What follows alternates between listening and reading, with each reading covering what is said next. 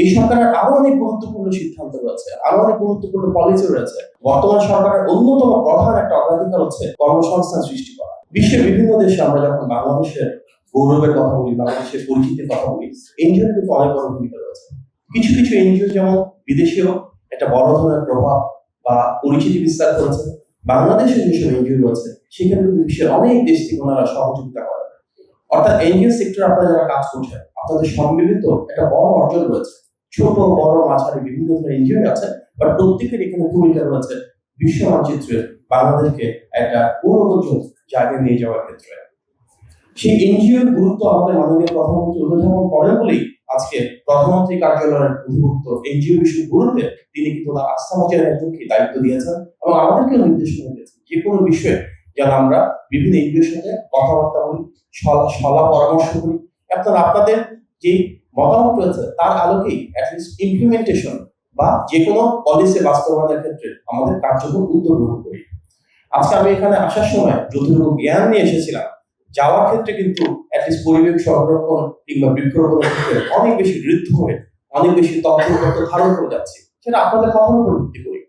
তো এই নলেজটা তো একটা গভর্নমেন্টের জন্য খুব ইম্পর্টেন্ট। একটা গভর্নমেন্টের দায়িত্ব কি? মূলত পলিসি ফ্যাসিলিটেট করা।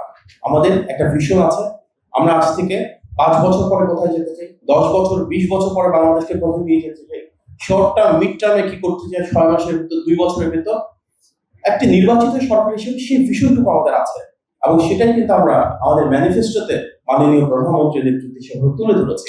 আপনারা যদি দেখেন নির্বাচনী পথযাত্রায় মাননীয় প্রধানমন্ত্রী অনেকগুলো প্রতিশ্রুতি দিয়েছিলেন। কৃষক কার্ড, আমরা দেখেছি ফ্যামিলি কার্ডের কথা, নারী ক্ষমতায়নের জন্য বৃক্ষরোপণ, খাল খনন কর্মসূচি, মসজিদের ইমাম সাহেব, খতিব সাহেব, মুয়াজ্জিন সাহেবদের জন্য আলাদা রকমের সম্মানের ব্যবস্থা করা, কৃষকদের জন্য 10,000 টাকা পর্যন্ত আমাদের যে ঋণ সহায়তা সেটির আলোকে ব্যাংকিং সুবিধা দেওয়া।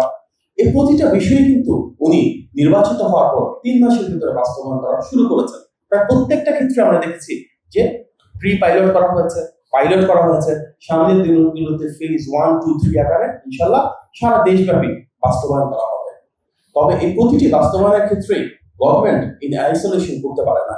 সরকার উদ্যোগ গ্রহণ করবে, সরকার আমাদের এন্ড ডেস্টিনেশনটা ঠিক করবে, কিন্তু সেখানে আমরা কিভাবে পৌঁছাবো সেক্ষেত্রে পাবলিক সেক্টরের পাশাপাশি প্রাইভেট সেক্টর, এনজিও এবং সব স্টেক হোল্ডারদের অত্যন্ত গুরুত্বপূর্ণ একটা ভূমিকা রয়েছে।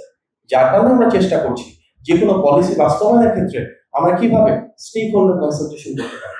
আজকে এনজিও বিষয়ের গুরুত্ব আমরা এসেছি, এখানে মূলত আলোচনা হচ্ছে পরিবেশ সংরক্ষণ বা টেকসই উন্নয়নের বিষয়ে। এই সরকারের আরো অনেক গুরুত্বপূর্ণ সিদ্ধান্ত রয়েছে, আরো অনেক গুরুত্বপূর্ণ পলিসি রয়েছে।